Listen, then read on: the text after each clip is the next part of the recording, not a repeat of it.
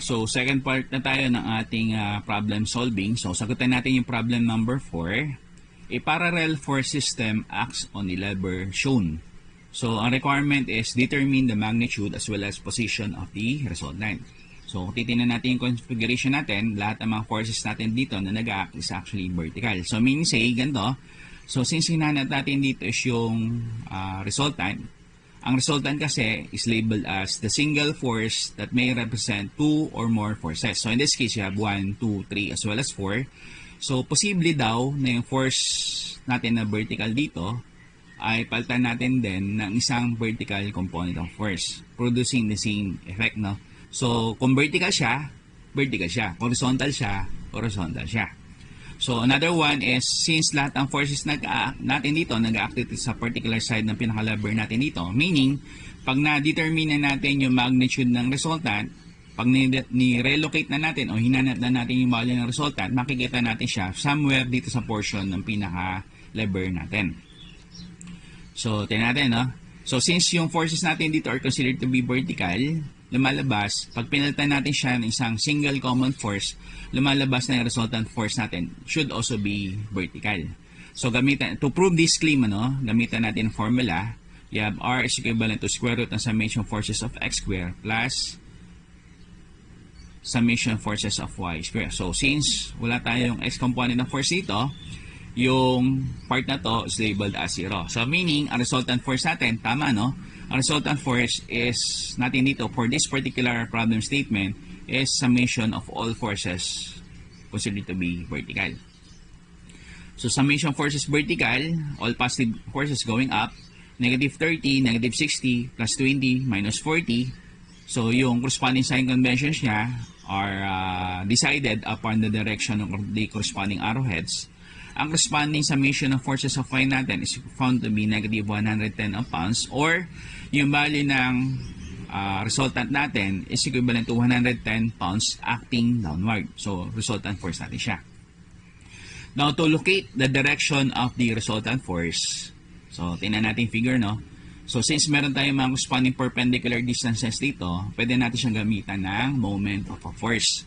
So, again, i-reiterate ko lamang na yung moment of a force, ginagamit naman to for problems or for configurations wherein may corresponding perpendicular distances or distances yung mga corresponding forces. So, meaning, kung wala mga distances yung mga corresponding forces natin, hindi pwedeng gamitin yung moment of a force. So, try natin gamitin yung moment summation. So, ito siya, no? So, moment of the resultant, so, with respect dito sa location at A, so, tingnan natin, no? So, ilan ba yung possible locations kung saan tayo po pwede mag-take na moment summation? So, yung pivot at A, 1, 30 pound na load, at 2, 60 pound na load, at 3, 20 pound na load, at 4, yung direction na resultant at 5, yung 40 pound of force at 6. So, ibig sabihin, in all, you have 1, 2, 3, 4, 5, 6. You have 6 possible locations kung saan tayo po pwede mag-take na moment summation. So, ang basa natin dito is sigma or summation of the moment of the resultant with respect do sa pivot or location at A. So, dapat tandaan, moment is described as the product between force multiplied by the perpendicular distance. So, moment of the resultant with respect sa A is you have the resultant value multiplied by the perpendicular distance taken from A is equivalent to positive 30 perpendicular distance, positive 60 perpendicular distance, minus 20 perpendicular distance, plus 40 perpendicular distance. So, tingnan natin, no? So, ikot tayo clockwise, magmula sa A, 30 positive, 60 positive, 20 sa lubong, negative. Yung resultant force natin, sabi, going down. So, sabihin, papunta siya sa baba. So, meaning say, since along sa direction ng turning motion, it is labeled as positive. So, 40, pag nag-take tayo na summation forces going na clockwise direction, lumalabas, summation moment pala, no? Rather, no? Ang 40 pounds natin is labeled as positive. So, label na natin yung mga corresponding values natin accordingly. Ito siya. So, pag simplify natin, you have 110 na pound of force. Ito yung resultant value. Perpendicular distance o distance of the resultant from A is equivalent to 600 pounds. So, para makuha na natin yung perpendicular distance ng resultant magmula do sa location at A, you have 660 divided by 110 pounds. So, meaning say, ang perpendicular distance ng pinaka-resultant natin magmula sa A is found to be at a value of 6 feet. So, ito siya. So, yung direction o location ng resultant natin, to be precise, is located 6 feet away from A. Now, to check kung tama or mali, so, we still have 5 remaining locations, ano? So, ginawa natin ang moment equation yan. So, in this case, ano, magtitake tayo ng moment summation dito naman sa location ng 30 pound na load. So, from 1, 2, 3, 4, 5. 1, 2, 3, 4, 5. So, from 5 possible forces na pwede natin locate to sa tinutukoy nating moment equation, malulocate na lang natin dito is 4 possible forces para sa ating moment summation. So, paano nangyari yon? Kasi since nag-take tayo ng moment summation doon sa location ng 30 pound na load, meaning say, yung 30 pounds na to, wala siyang magiging corresponding perpendicular distance mula doon sa location niya. So, in that case, lumalabas, you have 1, you have 2, you have 3, you have 4 possible forces na pwede lamang natin i-locate dito sa ating moment of the resultant. So, once again, moment of the resultant with respect dito naman sa 30 pound na load location. So, ikot tayo. So, tingnan natin, no? So, since yung direction ng arrowhead ng pinaka-resultant natin is along do sa turning motion, nilabel natin siya as positive. So, ganun din sa mga respective forces. Pagka along, positive, 60 pounds, along, positive, 20, opposite, negative, so 40, along, positive. So, simplify na natin yung corresponding equation. Ito yung bibigay niya. 110 pound na resultant multiplied by the perpendicular distance of the resultant magmula sa 30 pound first na load location is equivalent to positive 440 pounds. So, in this case, you have a perpendicular distance of 4 feet kung susukatin natin siya magmula doon sa location ng 30 pound na load. Yan. So, tama pa rin siya, no? Compared doon sa previous one. So, ganun din yung mangyayari doon sa mga succeeding moment equations natin. So, once again, you have 1, 2, 3, 4, 5. 5 possible forces. Pag nag-take tayo ng moment summation dito sa may location ng 60 pound na load, lumalabas, hindi magiging part ng moment equation itong ating 60 pound na load kasi wala naman siyang perpendicular distance. So in this case, pag sinimplify na natin yung ating moment summation, ang corresponding perpendicular distance ng resultant natin magmula naman dito sa 60 pound na load is equivalent to 1 feet. Ganun din dito. So, pag kinuman natin yung perpendicular distance ng resultant mula doon sa location ng resultant, dapat na lumalabas na value niya should be 0. So, in this case, so, moment of the resultant with respect to sa location ng resultant, all forces going the clockwise direction are considered to be positive. So, in this case, ang resultant natin, ang resultant multiplied by the perpendicular distance of the resultant. So, since ang location ng resultant natin, since kukuha na natin ang perpendicular distance ang location ng resultant natin at manggagaling sa mismo location ng resultant, ang perpendicular distance niya is 0. So, ito naman yung mabubuo natin equation doon sa pinaka-right side. So, once again, kung yung left side natin is equivalent to 0, pag sinimplify natin yung right side naman to, still, ang value niya is equivalent to 0. So, in this case, ang perpendicular distance ng resultant magmula sa location ng resultant is found to be 0. So, ito naman yung succeeding moment equations natin, magmula naman sa 20 pounds. So, ang distance niya is equivalent to 1 feet. 1 feet magmula do sa location ng 20 pounds. So, lumalabas tama pa rin siya kung compare natin dito sa previous isolations natin o illustrations. Ganun din dito sa moment of the resultant natin, magmula naman sa ating 40 pound na force. So, lumalabas ang perpendicular distance ng resultant natin is found to be at a value of 5 feet. So, moving on with our next problem, which is problem number 5. Determine the resultant of the 4 parallel forces and its location acting on the rocker arm shown. So, kung i-evaluate natin yung corresponding configuration, we have 4 vertical forces. So, meaning say, kung gusto natin kuhanin yung resultant force na 4 na vertical forces natin, meaning, ang resultant force natin is also vertical in terms of yung corresponding nature. So, kung gagamitan natin ng formula in terms of the resultant R, so yung x component niya 0, so meaning, ang resultant force natin dito is vertical in terms of yung kanyang corresponding nature. So, gamitan natin ng corresponding equation, summation forces of y, all forces going up are considered to be positive. So, bayan dito sa corresponding sign conventions natin, negative C50, positive C40, positive C20, and then negative C60. So, meaning, ang sigma f of y natin is negative 50, or yung resultant force natin is at a value of 50 pounds acting downwards. So, ang problem natin dito is actually ganito, no? So, in configuration natin, may force tayo sa kanan, may force tayo sa kaliwa. So, meaning, pag ginawa natin yung resultant force, may possibility na resultant force natin. Pwede natin i-locate dito sa right, or pwede natin i-locate dito sa mismo pinaka-left. So, para mas malaman natin kung saan natin pwede i-locate yung pinaka-corresponding resultant, ginawa natin simplification o summation ng corresponding forces, yung right portion, sa summation ng vertical forces, itong left portion. So, lumalabas at the right, meron tayong negative 40 pounds. At the left, you have negative 10 pounds. So, meaning, kung pagbabasehan natin dito is in terms of magnitude, makikita natin yung resultant force wala sa kaliwa, rather, nandito sa may pinakakanan natin.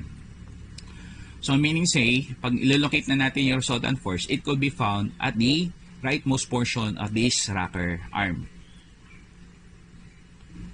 So, locating specifically the portion of the resultant force. So, nilabel ko na dito, nilagay ko na dito yung location ng pinaka-resultant. So, summation of the resultant with respect dito sa pivot at O, all forces going in the clockwise direction are considered to be positive. So, moment of the resultant, you have the value of the resultant. So, tingnan natin, no? So, since ang resultant natin, lulocate natin dito sa right side, tapos going down. Pag nagkaroon tayo ng turning motion clockwise, so since ang direction ng pinaka-arrowhead ng pinaka-resultant that is along the direction ng turning motion, ang resultant value dito natin is labeled as positive. Multiplied by the perpendicular distance of this resultant magmula doon sa pivot at O. So, buuin na natin yung ating equation doon sa may right side. So, 20 pounds, opposite and directed. So, salubong siya, labeled as negative. So, distance naman niya, you have 3. So, turning motion clockwise. So, 60 pounds down, positive. Kasi nga, along pala, no? So, since wala tayong forces dito sa may ating right side, instead na pababa yung corresponding turning motion natin, ang turning motion natin going up o paahon na siya, no? So, 40 pounds going up.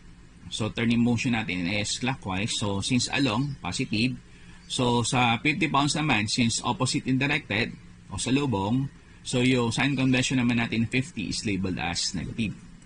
So, upon simplifying yung corresponding equation, lumalabas, you have positive 50 pounds multiplied by the perpendicular distance of the resultant magmula sa pivot at O is equivalent to positive 200 pounds. So, meaning, pag simplify natin dito, ang perpendicular distance ng resultant natin magmula sa pivot at O is found to be at a distance of 4 feet. So, yan, pinakita na siya, no? So, to check, so lumalabas, no? Pag chinek natin siya, you have bilang ko yung forces, you have 1, 2, 3, 4, 5. Including the resultant, we have 5 forces. So, meaning, there are at least 5 possible locations kung saan tayo po pwedeng mag-take ng moment summation. Now, so far, nagamit na natin yung isa. So, meaning, meron pa tayong 4 na possible locations para ma-check natin yung value na 4 feet. So, in this case, ang pinili ko dito ang location para mag-take ng moment summation para ma-check natin kung tama ba yung distance ng 4 feet ng moment of the resultant magmula sa pivot at O. Magti-take tayo dito ng moment of the resultant taken from the 50 pound na force. So, makikita natin siya doon sa pinakadulo or doon sa pinaka-leftmost side or leftmost particular portion of the rocker arm. So, moment of the resultant, magmula sa 50 pounds. So, lumalabas. At yung resultant natin, no? So, dito tayo iikot. So, lumalabas, since ang direction ng resultant natin is along sa direction ng turning motion, ang sign convention na i-affix natin sa resultant is positive. Tapos, ang 60 naman, since along siya, positive. Sa 20 naman, since salubong siya, oppositely directed, labeled as negative. Sa 40 naman, since opposite or salubong siya, labeled as negative. So, i-affix na natin yung mga corresponding perpendicular distances. You have 14 para sa 60, you have 9 para sa 20, you have 4 para sa 40.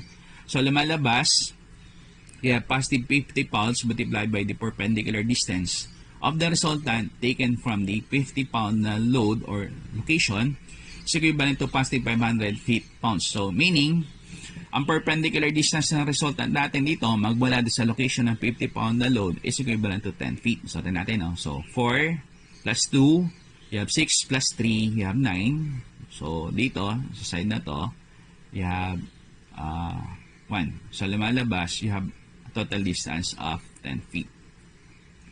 So, pwedeng subukan, no? Do sa remaining locations kung saan hindi tayo pa nagtitake ng moment summation. So, pwede kayo mag-take ng moment summation sa 40, sa 20, as well as 60 para lamang ma-check yung definite location ng resultant natin magmula dito sa corresponding configuration. So, for our 6th and last problem, the three forces shown are required to cause a horizontal resultant acting through point A. So, ito siya, no? So, if F is equivalent to 316 pounds. So, ang requirement is for us or for you to be able to find the values of both P as well as T respectively. So, ano yung problem natin dito sa corresponding configuration? So far, ang sabi, ang resultant daw natin dito, meron daw tayo dito horizontal resultant passing through point A. So, ibig sabihin, dalawang possibilities natin. So, pwedeng ang resultant natin is going to the right, so labeled as positive, or pwedeng resultant natin is going to the left, labeled as negative. So take note, no? The resultant force R provides the same effect as the x and y components of force it represents. In the concept of the moment, if there is no perpendicular distance, there is zero moment summation. Kasi nga, titignan natin, no? Ang formula natin ng moment, you have force multiplied by the perpendicular distance. So, since ang perpendicular distance natin dito is zero, yung moment of a force natin is also equivalent to zero. So, ang point ko lamang is ito. Yung T as well as P, since wala kayong makukuha ang perpendicular distance, supposedly, magtitake tayo moment summation dito sa location ng B, ang value niya is 0. So, sabihin, hindi magiging part na moment equation natin yung values ng P as well as T kung tayo magtitake na moment summation magmula sa B. Or, in this case, kung titignan nyo, no, since yung P natin is actually inclined, be-breakdown natin siya sa kanyang X and Y components of a force as well as Y components of force in terms of P of X as well as in terms of P of Y. Ganun din sa T in terms of T of X as well as T of Y. So, in this case, kung kayo naman ay magtitake ng moment summation dito sa may location natin at B, lumalabas, may perpendicular distance yung P of X. Meron din perpendicular distance yung P of Y. May perpendicular distance yung ating T of X. And then, meron din perpendicular distance yung ating T of Y. However, even though merong corresponding perpendicular distances, lumalabas ganito, Pag gumawa tayo ng moment equation, lalabas siya as positive T sin ng theta of X multiplied by 3 minus T cosine ng theta of X multiplied by 2 plus P sin ng theta of X multiplied by 1 minus P cosine ng theta of X multiplied by 2. So in this case, pag simplify natin yung corresponding values, lumalabas, even though meron mga corresponding values as well as perpendicular distances, yung T of X, T of Y as well as T of X, lumalabas, 0 yung magiging corresponding effect. So in this case, ito siya. So, in this case, pag nag-take tayo ng moment summation with respect sa B, ito siya eh. Pag nag-take tayo ng moment summation dito sa may B na to, even though meron tayong forces in terms of P of X, P of Y, or P, forces T of X, T of Y, or force T, lumalabas, hindi siya magiging part ng moment equation kung tayo mag-take ng moment summation dito sa may point at B. So, yun ang gawin natin. So, by taking moment summation at B, siya, moment summation at B, all forces going the clockwise direction are considered to be positive. So, once again, dalawang possibilities natin dito ng resultant. Ang resultant natin is going to the right, labeled as positive, or pwedeng resultant natin dito is labeled as negative, since ito naman is going to the left. So, in this case, mag-affix muna ako dito temporarily na either positive or negative sign convention on the part of R. Tapos yung 316 of x at 300 of y, meron tayong positive sign convention kasi nga meron siyang definite direction. So, simplify natin, no? 316 of x, magiging 316 cosine ng theta of x. Tapos, perpendicular distance ng 316 of x magmula sa B, ito siya. So, you have 1, 2. So, 2. So, 316 of y, perpendicular distance siya. So, ito siya, no? Perpendicular distance is you only have 1. So, simplify natin siya. Itong part na to, magiging ganito. So, ang simplified value natin dito sa may right side, you have positive 499.6398 pounds. So, meaning say, ang resultant force natin should have a positive sign convention. So, since ang resultant natin is actually horizontal, para maging positive, ang direction niya is going to the right. So, meaning say, meron tayo dito ngayong final judgment ng resultant force is directed going to the right.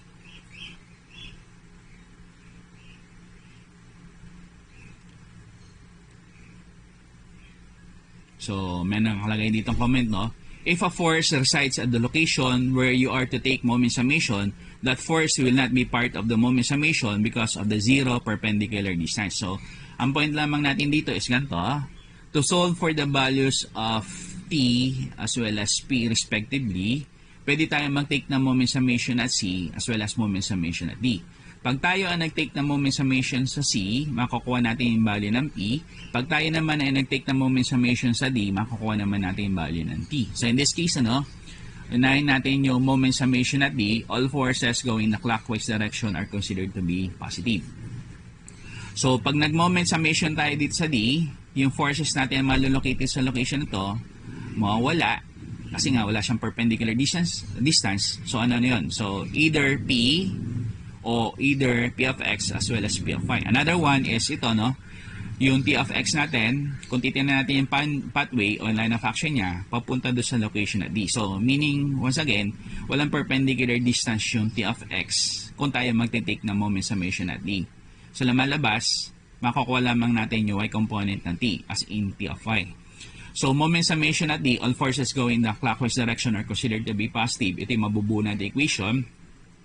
So, since yung resultant natin, napag-decide na tayo na to is going to the right, so, ang turning motion natin is clockwise. So, since along, doon sa turning motion, lilabel natin siya as positive. So, yung TY naman natin, ikot tayo, magmula dito sa may D. So, ikot. Yan. So, yung TY natin, since in direction ng turning motion natin, which is clockwise, is along doon sa direction ng TY, yung TY natin is labeled as positive. So, in terms of 316 of Y, so, since ang direction ng pinaka-turning motion natin nagko-coincide sa direction ng pinaka-arrowhead ng 316 of Y, ililabel natin siya as positive 316 of Y. Ganon din dito sa 316 of X. Since yung direction ng pinaka-316 of X na force natin is along doon sa direction ng turning motion, label natin siya as positive. So, in this case, ang mabubuo natin equation, you have t sine ng theta of x multiplied by 4 plus 316 cosine theta of x multiplied by 4 plus 316 sine of theta of x multiplied by 2. So, instead na given yung corresponding angle, gagamitan natin corresponding triangle dimension. So, in terms of the sine, you have opposite all over hypotenuse. Opposite side, you have 2. Hypotenuse side, you have square root of 13. So, cosine ng theta of x para naman sa 316. Cosine theta of x, you have adjacent all over hypotenuse. Adjacent side, you have 1. Hypotenuse side, you have square root of 10. Sine ng theta of x para naman sa 316. Sine ng theta of x, you have opposite all over hypotenuse. Or you have 3 all over square root of 10. So, i-affix na natin mga corresponding values, Ito siya. So, kuhanin natin yung value ng T. So, yung T natin, you have 225.1845 pounds. So, nakuha na natin yung value ng T. So, from two unknowns, ibig sabihin, pwede na natin kuhanin yung last unknown. So, yung last unknown natin is yung value ng P. So, gaya ng sabi ko sa inyo, pwede tayong mag-take ng moment summation either at D o kaya sa C. So, since nag-take na tayo ng moment summation sa D, gamitan naman natin ng moment summation in C. So, with moment summation at C, ito siya. moment summation na C, ibig sabihin, lahat ng forces natin na makikita sa location ng C, in terms of T of X o kaya T of Y, hindi siya magiging part na moment equation kasi nga wala siyang perpendicular distance. O yung mismong resultant force ng T of X saka T of Y in terms of T, mawawala din sa moment equation. Same thing din dito sa P of X. So since yung pathway o line of action natin ng P of X, may titrace din natin sa location ng C, ibig sabihin, hindi natin malolocate yung value ng P of X do sa moment summation natin in terms of moment summation at C. So meaning, lumalabas 316 of Y, 316 of X, P of Y, as well as yung resultant lamang yung makikita natin mga forces dito sa ating moment summation at C. So since magtitake tayo moment summation at C, in direction ng resultant natin with respect sa turning motion is along positive. Yung sign convention naman ng 316 of Y, since manggagaling tayo dito sa side na to, so salubong siya, so negative, sa 316 of X, along siya, so labeled as positive. So, kung gagawa naman natin ng turning motion, yung direction ng P of Y, it is labeled as positive. So, simplify na natin yung mga corresponding equations natin dito. Ang magiging value natin ng P dito, therefore, is equivalent to 474.822 pounds. Ayan. So, check natin yung corresponding values kung tama ba or mali. So, in this case, nag-check ako using moment summation at E. So far, nagamit na natin yung locations at B, at D, as well as C. So, meaning say, 5 kasi letters natin. You have A, B, C, D, as well as E. So, ibig sabihin, meron tayong 5 possible locations kung saan tayo po pwede mag-take ng moment summation. Now, so far, nagamit na natin yung location at B. So, you have 1. Nagamit na natin location at D. You have 2. So, nagamit na natin location at C. So, you have 3. So, in this case, para mag-check tayo, meron na lamang tayong 2 remaining portions para makapag-check ng ating obtained values of P as well as D. So, gagamitin natin yung location at E. So, meaning, pag nag-take tayo ng moment summation at E, lahat ng forces na makikita natin sa E, mawawala siya. Yun yung reason kung bakit nawala si 316 pound na resultant force na single force o nawala yung 316 of X as well as 316 of Y. So, in this case, ilan ba yung magiging corresponding forces natin na bubuo? Supposedly, magte-take tayo moment summation respect sa E.